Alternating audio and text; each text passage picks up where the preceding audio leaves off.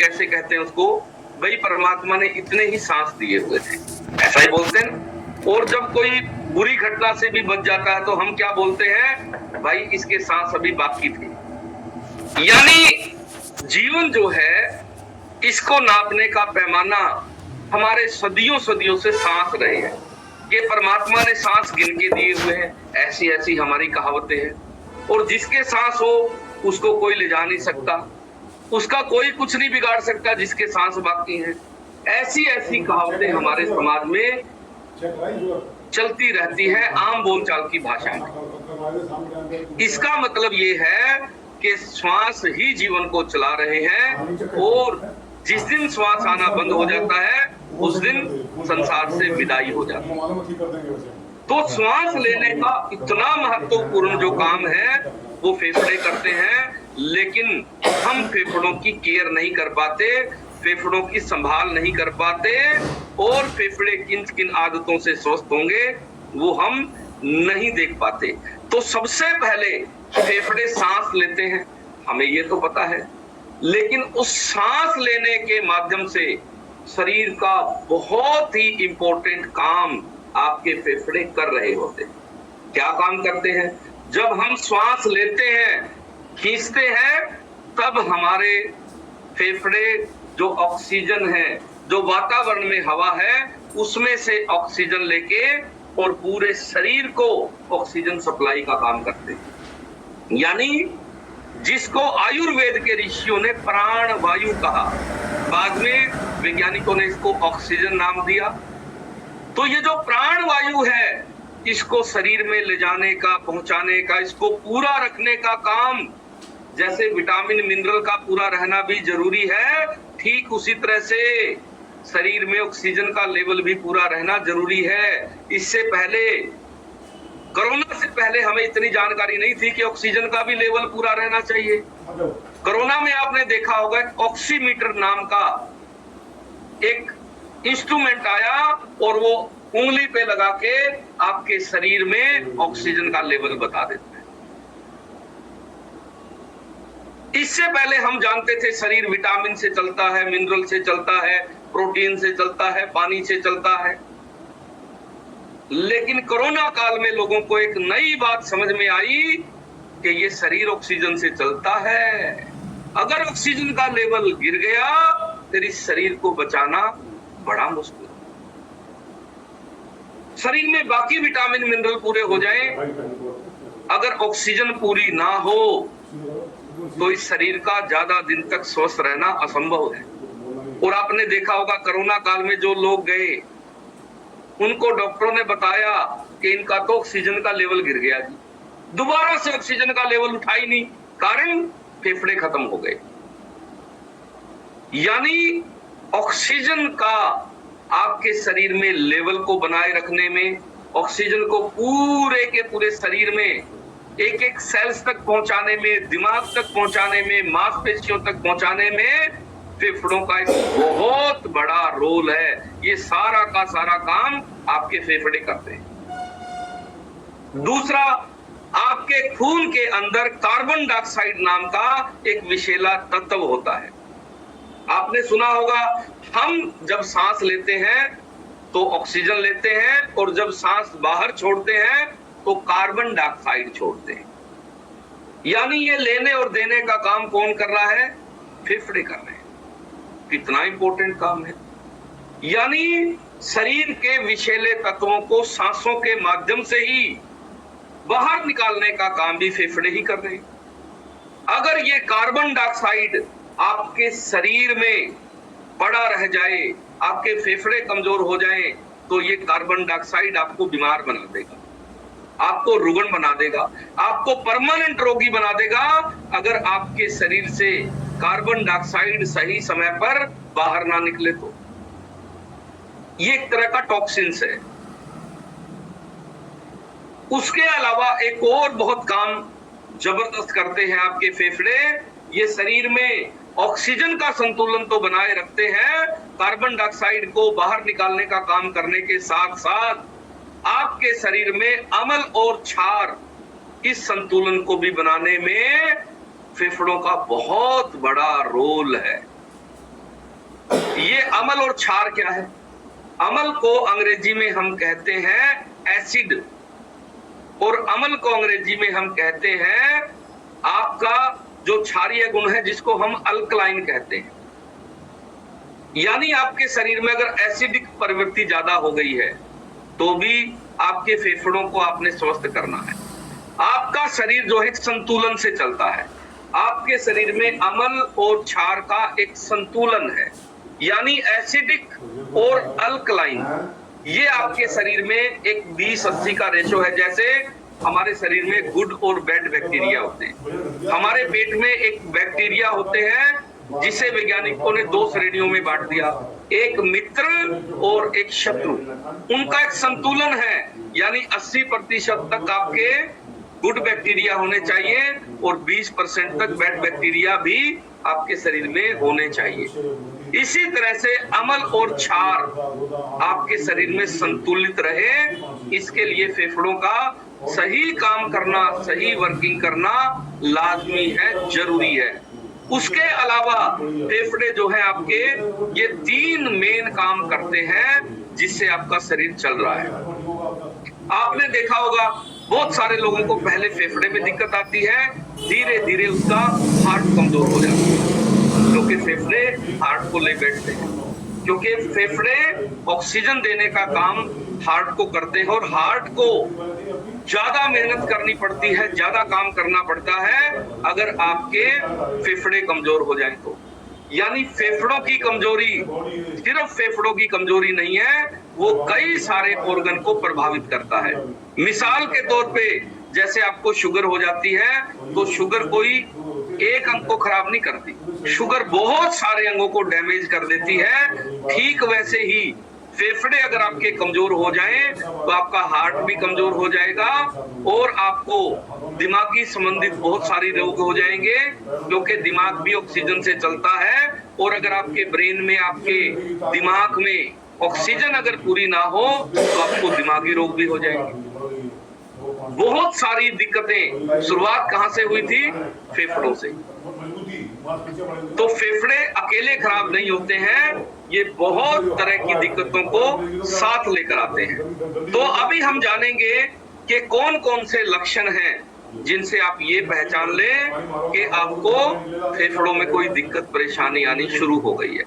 सबसे पहले, अगर लगातार आपको खांसी रहती है, लगातार खांसी फेफड़ों की खराबी का संकेत है, आपको ये ध्यान रखना है। खांसी कभी कभार आपको हो जाए, उसका एक टाइम पीरियड है। खांसी समय के साथ आपकी ठीक हो जानी चाहिए, उपचार लेने से ठीक हो जानी चाहिए, दवाइयां ले लेने से ठीक हो जानी चाहिए। अगर आपका बार बार खांसी ठीक होने का नाम ही नहीं ले रही है, तो इसका मतलब आपके फेफड़ों में कोई दिक्कत आ गई है, परेशानी आ गई। उसके अलावा अगर आपको सांस लेने में तकलीफ होने लगी है, सांस आपको खुल के नहीं आ रहा है। सांस हम 3 तरीके से लेते हैं। एक हम लेते हैं लंबी गहरी सांस लेके सांस, जिसमें पेट ऊपर और नीचे होता है। अभी एक बार लंबी गहरी सांस लेके देखो, पेट फूलना चाहिए, और जैसे ही सांस छोड़ो तो पेट आपका अंदर जाना चाहिए। इसको कहते हैं लंबी गहरी सांस।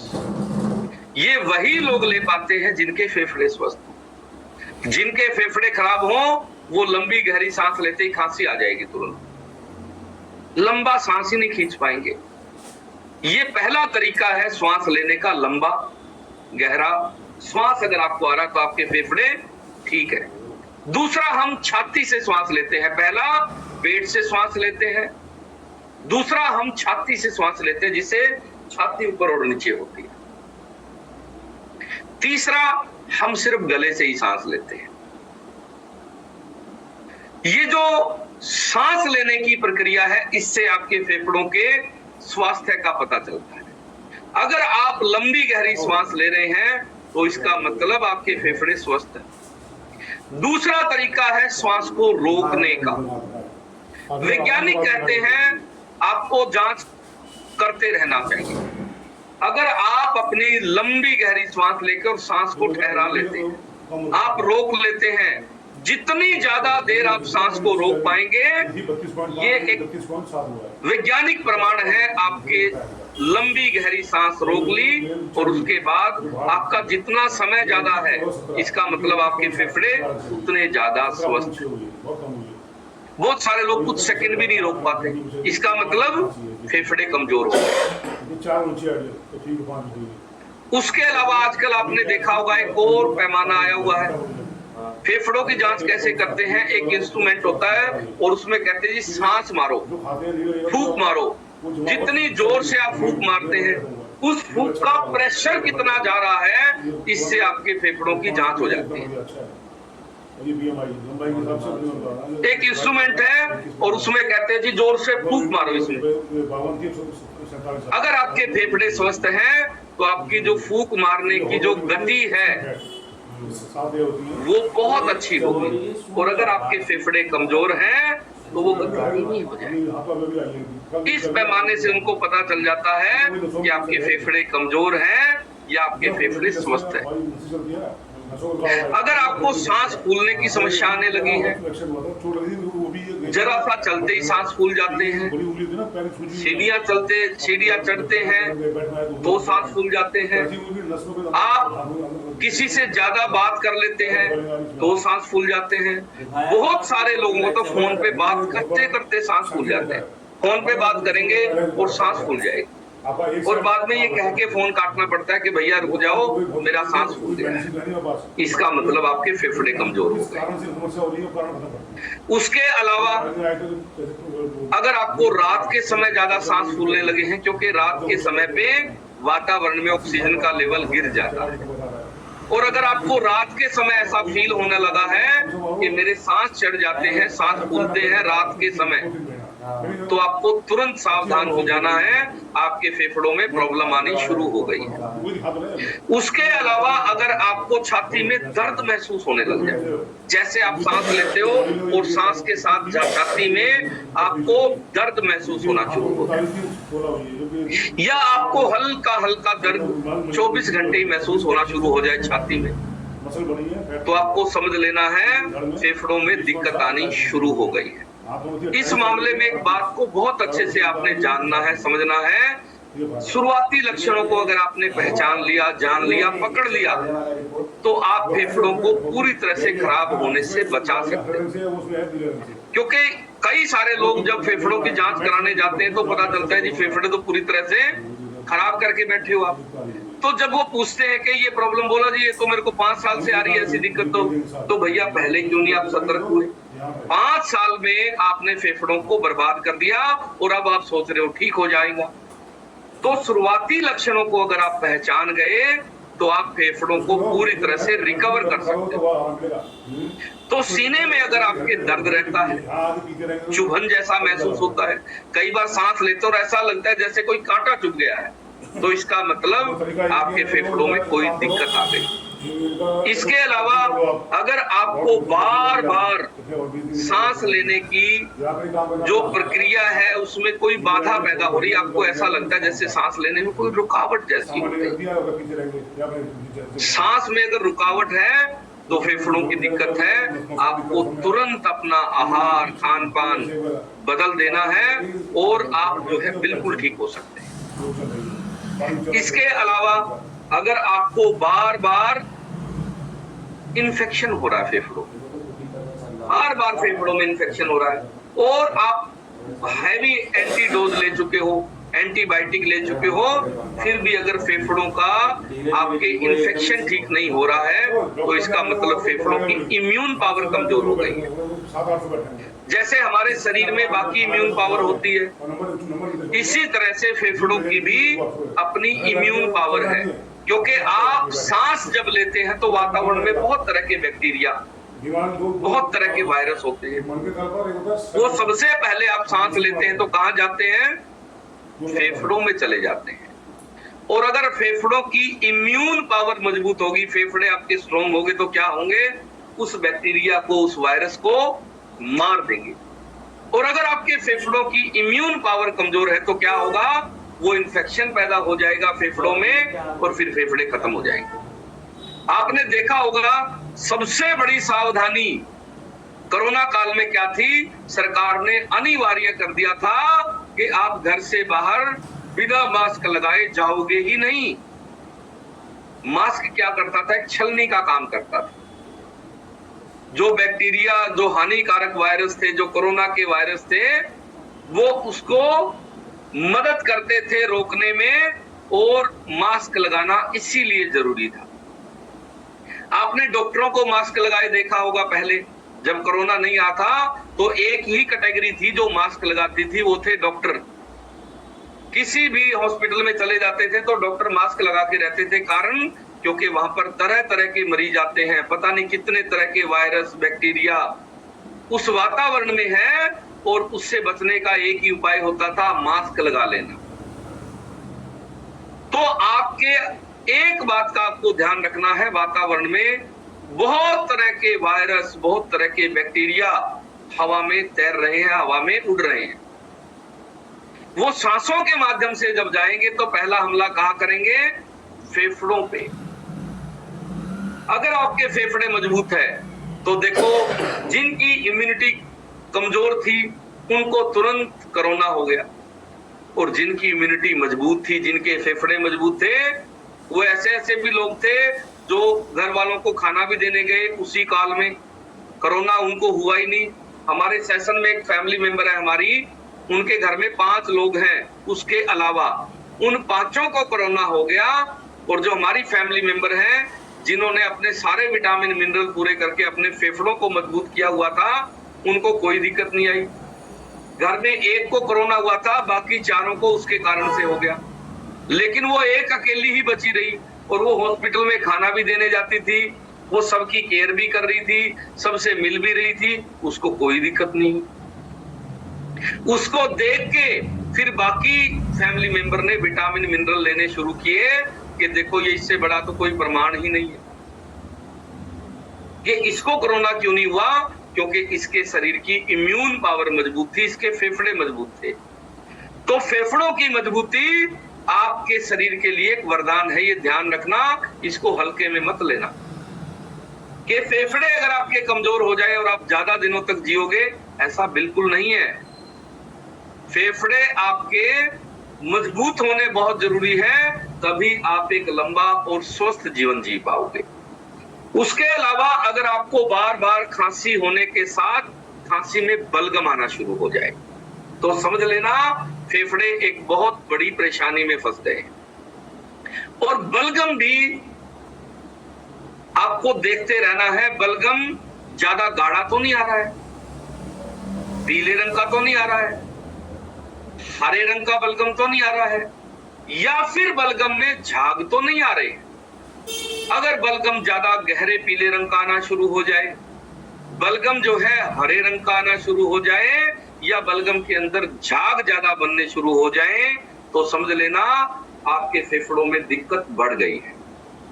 उसके अलावा अगर फेफड़ों में इन्फेक्शन ज्यादा बढ़ गया है और बलगम के अंदर अगर खून आना शुरू हो जाए तो और ज्यादा सावधान होने की जरूरत है, क्योंकि फेफड़े अंदर से पूरी तरह से इन्फेक्शन से खत्म हो गए।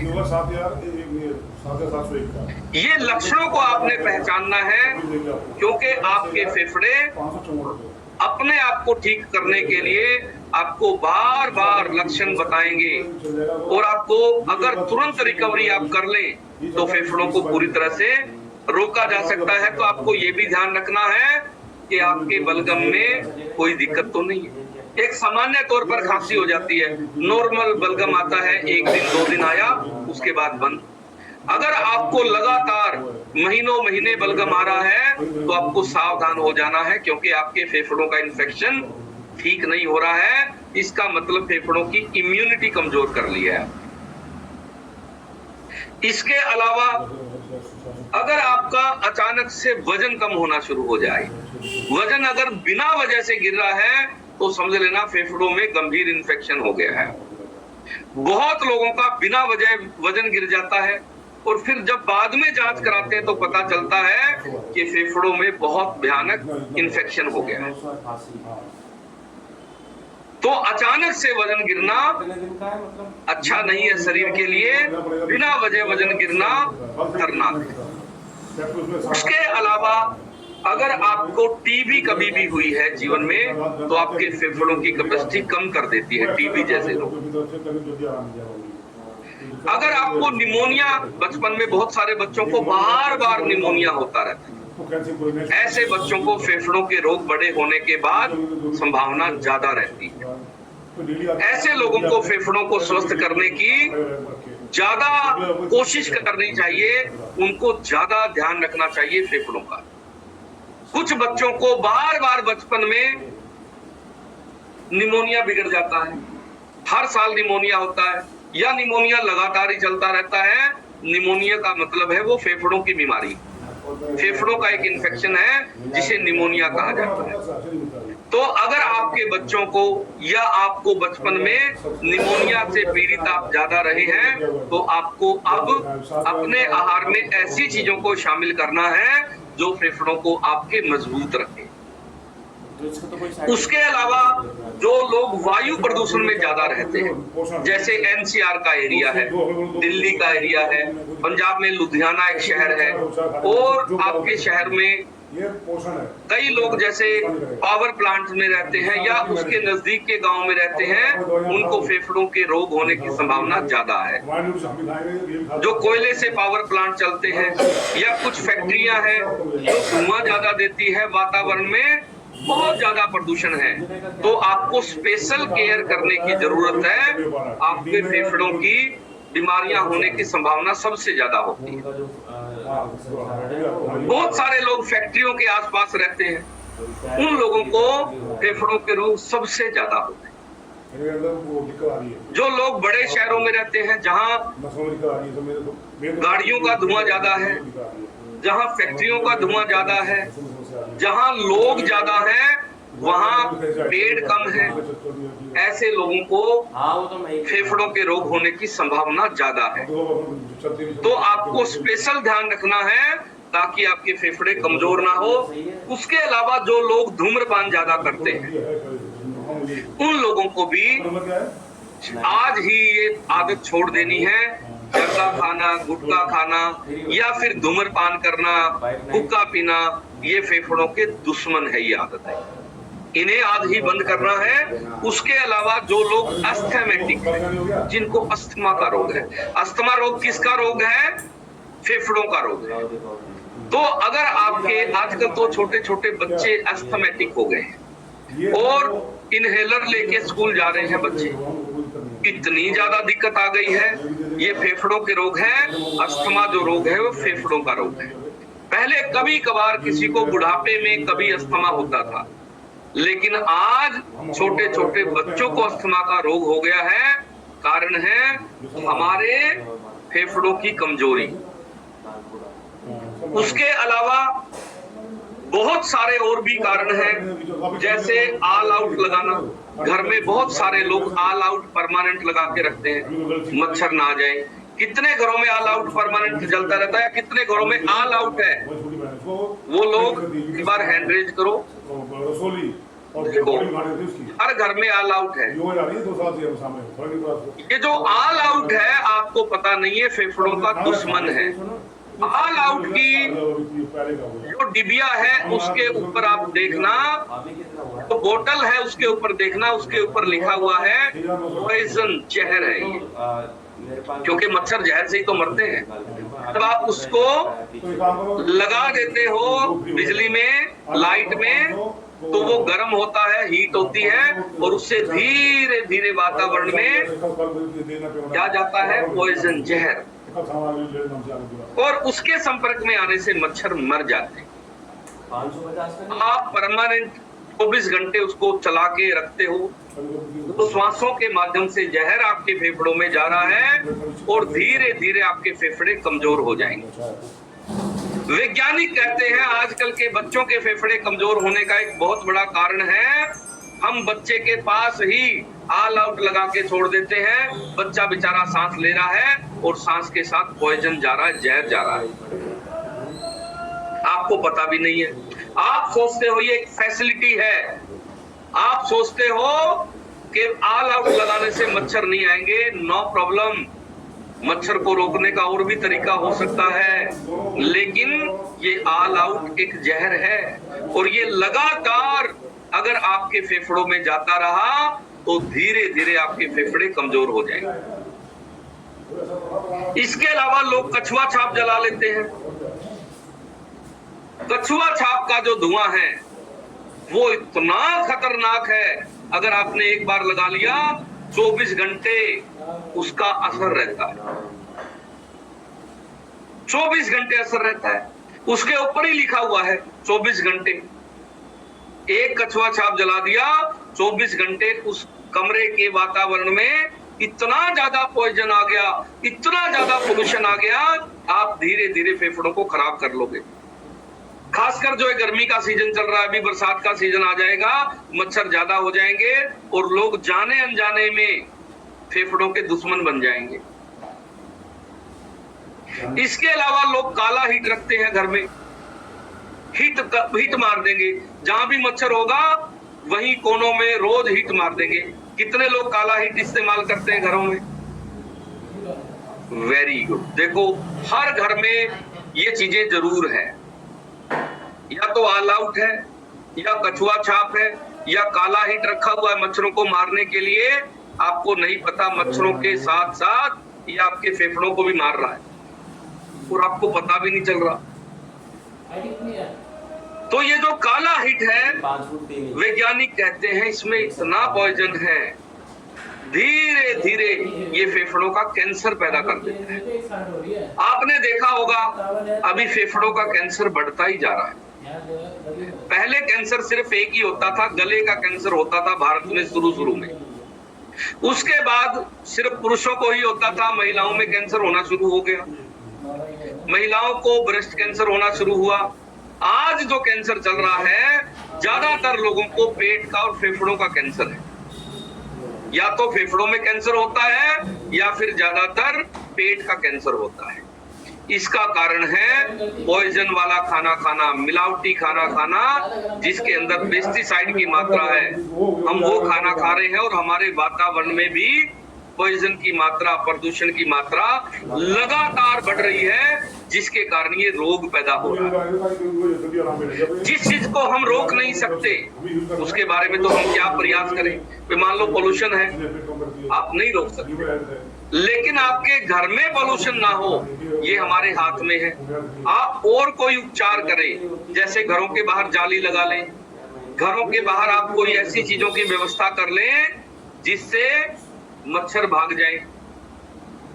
आप दूसरे प्रयोग कर लें ताकि आपके फेफड़े सुरक्षित रहें। उसके अलावा एक और आदत है जो आपके फेफड़ों को बर्बाद कर देती है, और वो है घर में धूप अगरबत्ती लगाने की आदत। कितने लोग पूजा पाठ करते हैं, धूप अगरबत्ती लगाते हैं? वेरी गुड, वेरी गुड, बहुत बढ़िया। आप पूजा पाठ करते हैं, आज से आपको उसमें एक बदलाव कर देना है। घर के अंदर कभी भी आज से आपको धूप अगरबत्ती नहीं लगानी है, आज से ही बंद कर देनी। धूप और अगरबत्ती लगाने से आपके फेफड़ों में पोल्यूशन पहुंच रहा है, हवा के माध्यम से, सांसों के माध्यम से, और आपको पता भी नहीं चल रहा कि ये कैसे आपके जीवन को बर्बाद कर रहा है। बहुत लोग अपने हाथों से ही अपने फेफड़े खराब कर रहे हैं। पैसे लगा के महंगी अगरबत्ती, महंगी धूप लगाएंगे और फिर वो जो धुआं है वो निरा पोल्यूशन है, शुद्ध प्रदूषण है वो, और उसी रूम में जाके सो जाएंगे। तो ये जो पोल्यूशन है ये हमारे हाथ में है, हम इसको रोक सकते हैं। अभी हम पिछले 1 साल पहले हिमाचल घूमने गए थे और हम, हमारे एक फैमिली मेंबर है, उनके घर गए तो उनके गांव पहुंचे, और जब गांव गए खाना लगा हुआ था और हमने खाना खाने की जब बात की कि चलो जी खाना खाते हैं सारे, माता जी ने कहा खाना खा लो, तो वो जो हमारे बुजुर्ग थे पिताजी, उन्होंने कहा मैं पूजा करके आता हूँ। वो पूजा करने कमरे में चले गए और इतनी मोटी धूप उन्होंने लगा दी, पूरे कमरे में धुआं ही धुआं। हम लोग खाना खाने बैठ गए, खाना खाने के बाद बाहर आए तो पूरे घर में धुआं ही धुआं। मैंने उनसे पूछा, बाबूजी आप कौन से कमरे में सोओगे? तो उन्होंने कहा मैं पूजा वाले कमरे में ही सोऊंगा। जिस कमरे में पूजा की थी, धुआं निकलने का कोई रास्ता नहीं है, और उसी में वो रात भर सो जाएंगे तो क्या होगा? रात भर वो जो प्रदूषण था वो सांसों के माध्यम से फेफड़ों को बर्बाद कर देगा, खत्म कर देगा।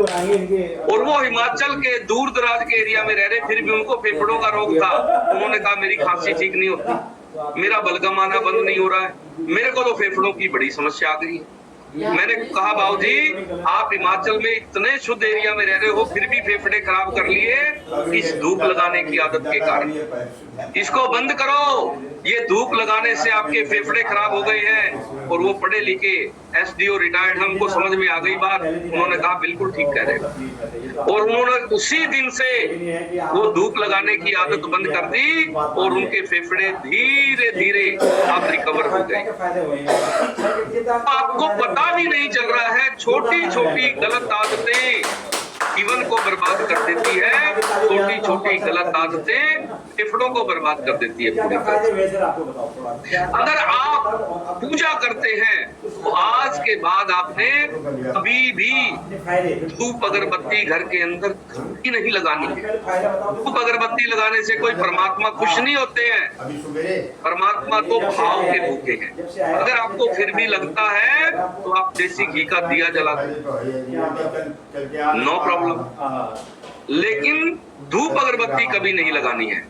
आज के बाद ये छोटे छोटे बदलाव आपके जीवन में बहुत बड़ी क्रांति कर सकते हैं, और आप अपने ही फेफड़ों के दुश्मन बने हुए हैं बहुत सारी छोटी छोटी गलत आदतों के कारण। तो जिनके घर में भी काला हिट है, या फिर मॉर्टिन लगाया हुआ है, कछुआ छाप है, या आजकल एक कागज छाया हुआ है, वो कागज को जला देते हैं और मच्छर मर जाते हैं।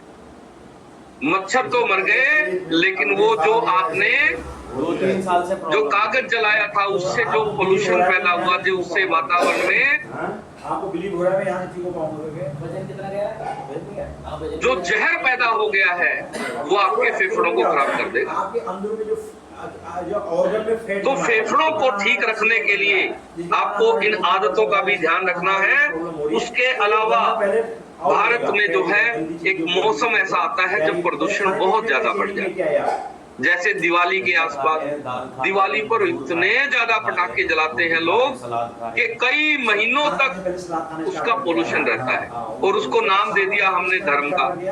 दूसरों को परेशान करना धर्म हो गया।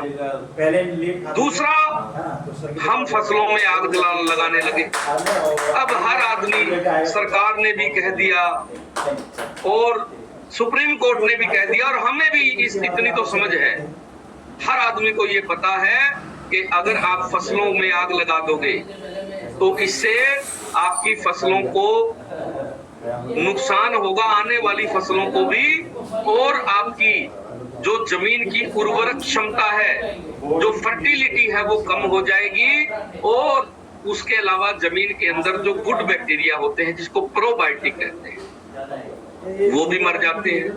दूसरा, कितने सारे जीव जंतु हैं, कितने सारे पक्षी हैं जो फसलों के अवशेष में अपने अंडे दे देते हैं, बच्चे दे देते हैं।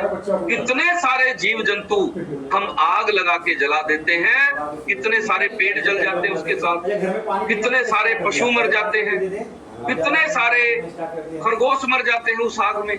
रोज हम हर साल कितने सारे पक्षियों को और कितनी सारी प्रकृति को नुकसान कर रहे हैं खेतों में आग लगा के, और हम संभल नहीं रहे हैं। और इसके अलावा जो खेतों में आग लगाने का सीजन जब आता है, कई महीनों तक उसका वातावरण पे असर रहता है, और हमारे फेफड़ों के लिए बड़ा मुश्किल है। वो जो समय होता है, जिन लोगों को फेफड़ों की परेशानी है उनको बड़ी तकलीफ होती है, तो उस तकलीफ से भी हमें समाज को बचाना है। और जो भी लोग हमारे इस सेशन में खेती बाड़ी करने वाले लोग हैं, मैं भी किसान परिवार से हूँ, तो आपको फसलों में आग नहीं लगानी, क्योंकि हम प्रकृति को बर्बाद करने के लिए नहीं है, हम प्रकृति को बचाने के लिए हैं, हम पक्षियों को बचाने के लिए हैं, हम पशुओं को बचाने के लिए हैं। क्या करना है? हमें अपना पानी का ध्यान रखना है, और गर्मी बहुत है, घर के बाहर अपने पक्षियों के लिए पानी जरूर रखना है। कितने लोगों ने घर के बाहर पक्षियों को पीने के लिए पानी रखा हुआ है? Very good, very good. देखो हमारे सारे के सारे फैमिली मेंबर ने अपने साथ साथ पक्षियों के लिए भी पानी का ध्यान रखा है, और घरों के बाहर पक्षियों के पीने के लिए पानी रखना शुरू कर दिया है। पानी को रोज बदल देना है, रोज उसमें भर देना है ताजा पानी, और हमें अपने साथ साथ सबका ध्यान रखना है, प्रकृति का भी ध्यान रखना है। परमात्मा इन्हीं चीजों से खुश होते हैं, क्योंकि प्रकृति खुश होगी, क्योंकि प्रकृति ही परमात्मा है। तो ये बहुत ही शुभ का भाव है आपका, और आपने अपने फेफड़ों के साथ साथ दूसरे लोगों के भी फेफड़े का ध्यान रखना है। तो आपने इन सभी चीजों का ध्यान रखना है, और इसके अलावा कल हम लोग जानेंगे फेफड़ों की खराबी के और क्या क्या कारण है, और कैसे हम अपने आहार में बदलाव करके फेफड़ों को स्ट्रॉन्ग रखें। इसमें थोड़ी बहुत मैं चीजें आपको बता देता हूँ। सबसे पहले ओमेगा 3 आपके फेफड़ों को स्वस्थ करता है, जो आपके डिस्काउंट कार्ड पे लाइफ लाइन के नाम से एक विटामिन है। ये जो लाइफ लाइन के नाम से विटामिन है, इसके अंदर ओमेगा 3 है, और आप इसका अगर लगातार सेवन करोगे तो आपके फेफड़े स्ट्रॉन्ग हो जाएंगे। दूसरा, आपने मल्टीविटामिन का सेवन लगातार करना है। अगर आप मल्टीविटामिन लगातार इस्तेमाल करते हैं तो आपके विटामिन पूरे होने से आपके फेफड़ों की इम्यून पावर बढ़ जाएगी। उसके अलावा आपने हाइड्रेट का ऑर्डर करना है। हाइड्रेट के अंदर विटामिन सी है, और फेफड़ों को स्वस्थ करने वाली बहुत सारे विटामिन मिनरल उसके अंदर है। तो आपने इन 3 विटामिन का विशेष तौर पर ध्यान रखना है। उसके अलावा और क्या क्या करना है वो कल के सेशन में हम लोग जानेंगे, और कल के सेशन में आप जिन जिन लोगों की लंबी आयु चाहते हैं, आप चाहते हैं कि इनके फेफड़े स्ट्रॉन्ग हो, क्योंकि लंबी आयु तभी होगी जब फेफड़े मजबूत होंगे। तो कल आपने कम से कम उन 10 लोगों को, जिनको आप बहुत प्रेम करते हैं, जिनके साथ आपको रहना अच्छा लगता है, जिनके साथ आपको खुशी मिलती है, ऐसे 10 लोगों को आपने कल के सेशन का लिंक जरूर देना है, ताकि हम उनके फेफड़े स्ट्रॉन्ग कर पाएं। और अभी हो गया हमारा समय, अभी मुलाकात होगी शाम को 7 बजे। अगर आपका कोई सवाल है, कोई डाउट है, तो आप जो है शाम के सेशन में आके अपना सवाल पूछ सकते हैं। उसके अलावा अभी